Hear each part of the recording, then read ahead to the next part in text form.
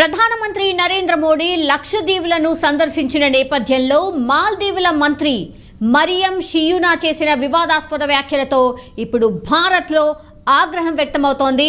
మాల్దీవుల మంత్రి చేసిన వ్యాఖ్యలపై భారత్లోని చాలా మంది సెలబ్రిటీస్ అండ్ సామాన్య ప్రజలు కూడా అసంతృప్తి వ్యక్తం చేస్తూ ఉన్నారు.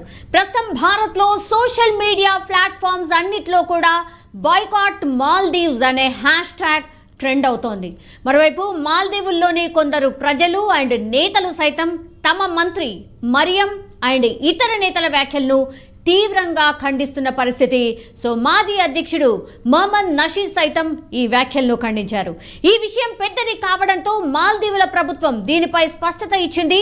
ఇటీవల మాల్దీవులు అండ్ భారత్ మధ్య సంబంధాల్లో చాలా మార్పులు వచ్చాయి. మొహమ్మద్ ముయిజు గత ఏడాది నవంబర్లో అధ్యక్ష పదవి చేపట్టిన తర్వాత రెండు దేశాల మధ్య సంబంధాలు క్షీణిస్తూ వస్తూ ఉన్నాయి. ముయిజుకు ముందు మాల్దీవుల అధ్యక్షుడిగా మొహమ్మద్ సోలి ఉన్నారు. ఆయన ఇండియా ఫస్ట్ అనే విధానాన్ని అనుసరించేవారు. కానీ ముయిజు ఇండియా అవుట్ అనే నినాదంతోనే ఎన్నికల్లో పోటీ చేశారు. సో ముయిజు భారత్తో కాకుండా చైనాకు దగ్గరవుతూ వస్తున్నారు. ముయిజు ప్రభుత్వంలోని మంత్రి మరియం షియూనా వివాదాస్పద వ్యాఖ్యలు చేశారు. ఆ తర్వాత రెండు దేశాల మధ్య సంబంధాల్లో మరింత దూరం పెరుగుతుందనే ఆందోళనలు ప్రస్తుతం అయితే వ్యక్తమవుతున్న పరిస్థితి స్పష్టంగా కనిపిస్తోంది. సో ప్రధానమంత్రి నరేంద్ర మోడీ ఈ వారం ప్రారంభంలో లక్షద్వీప్ను సందర్శించారు. మనందరికీ తెలిసిందే.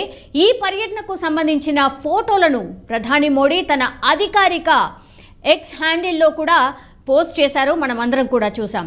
ఈ ఫోటోలను షేర్ చేస్తూ సాహసం ఇష్టపడే ఎవరైనా ఖచ్చితంగా లక్షద్వీప్ చూడాలి అని ప్రధాని తన ఎక్స్ హ్యాండిల్లో రాశారు. లక్షద్వీప్ పర్యాటకాన్ని ప్రోత్సహించాలని మోడీ చూస్తూ ఉన్నారు. ఈ ఫోటోలను చూసిన తర్వాత గూగుల్లో లక్షల మంది ప్రజలు లక్షద్వీప్ల గురించి వెతికారు. మాల్దీవులకు బదులు లక్షద్వీప్లను హాలిడేస్ను సెలబ్రేట్ చేసుకోవాలని సోషల్ మీడియాలో కూడా చర్చలైతే జోరుగా ప్రారంభమయ్యాయి. సో ప్రతి ఏడాది భారత్ నుంచి 2 లక్షల మందికి పైగా ప్రజలు మాల్దీవులను సందర్శిస్తూ ఉంటారు. It's a beautiful place. So మాల్దీవుల్లోని భారత రాయబారి కార్యాలయం లెక్కల ప్రకారం అయితే 2022లో 2,41,000 మంది అండ్ 2023లో 2 లక్షల మంది భారతీయులు మాల్దీవులను సందర్శించారని ఒక లెక్క. సో ముయిజు ప్రభుత్వంలోని మంత్రి ఒక వివాదాస్పద వ్యాఖ్యలు అయితే చేశారు. సో మాల్దీవులకు బదులు లక్షద్వీప్ వెళ్లాలంటూ సోషల్ మీడియాలో పెద్ద ఎత్తున చర్చ ప్రారంభమైన తర్వాత మాల్దీవుల నుంచి కూడా పలు రకాల స్పందనలు వచ్చాయి. మాల్దీవుల ప్రభుత్వంలోని మంత్రి మరియం షియూనా కూడా కామెంట్ చేశారు. ఆ తర్వాత ఆమె చేసిన ట్వీట్స్లో ఒకటి డిలీట్ కూడా చేశారు. మాల్దీవులకు భారత సైన్యం అవసరం లేదంటూ మరో ట్వీట్ చేశారు. మరియంతో పాటు మాల్దీవుల్లోని చాలా మంది నేతలు ఆమె లాంటి కామెంట్లే చేశారు. ఈ వ్యాఖ్యలకు భారత ప్రజల నుంచి తీవ్ర వ్యతిరేకత వ్యక్తమవుతూనే వస్తోంది. కేవలం సామాన్య ప్రజలే కాక బాలీవుడ్ స్టార్స్ కావచ్చు, క్రీడాకారులు కావచ్చు స్పందిస్తున్న పరిస్థితి స్పష్టంగా కనిపిస్తోంది. మాల్దీవుల్లో కూడా దీని ప్రభావం స్పష్టంగా కనిపిస్తోంది. మాల్దీవుల మాజీ అధ్యక్షుడు మొహమ్మద్ నషీద్ ఈ విషయంపై ప్రభుత్వానికి పలు సూచనలు కూడా చేశారు. మాల్దీవుల ప్రభుత్వ మంత్రి మరియం ఎలాంటి భయంకరమైన భాషను వాడారు, అది కూడా మాల్దీవుల భద్రత శ్రేయస్సుకు అత్యంత ముఖ్యమైన సన్నిహిత దేశంపై ఈ వ్యాఖ్యలు చేశారు. ముయిజు ప్రభుత్వం ఈ కామెంట్లకు దూరంగా ఉండాలి, అలాగే ఈ వ్యాఖ్యలు ప్రభుత్వ అభిప్రాయాలు కావని స్పష్టం చేయాలి అని మొహమ్మద్ నషీద్ సోషల్ మీడియాలో సూచించడం కూడా జరిగింది. సో కొన్ని గంటల తర్వాత మాల్దీవుల ప్రభుత్వం దీనిపై స్పందించింది. విదేశీ నేతలు ప్రముఖ వ్యక్తులకు వ్యతిరేకంగా సోషల్ మీడియా ప్లాట్ఫామ్స్లో వచ్చిన అనుచిత వ్యాఖ్యల గురించి మాల్దీవుల ప్రభుత్వానికి తెలిసింది. సో ఈ వ్యాఖ్యలు వారి వ్యక్తిగత అభిప్రాయాలు మాత్రమే, ఇవి మాల్దీవుల ప్రభుత్వ అభిప్రాయాలు కావు అంటూ మాల్దీవుల ప్రభుత్వం ప్రకటననైతే జారీ చేసిన పరిస్థితి కనిపిస్తోంది.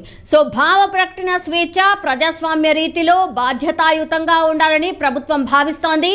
ఇది ఎలాంటి ద్వేషానికి కానీ ప్రతికూలతలకు దారి తీయకూడదు. అంతర్జాతీయ భాగస్వామ్యులతో మాల్దీవుల సంబంధాలపై ఎలాంటి ప్రభావం చూపకూడదు అని కూడా చెప్పుకొని వచ్చింది. సో ఇలాంటి అనుచిత వ్యాఖ్యలు చేసిన వారిపై చర్యలు తీసుకునేందుకు ప్రభుత్వానికి చెందిన సంబంధిత విభాగాలు వెనకాడవు అని కూడా తెలియజేసింది.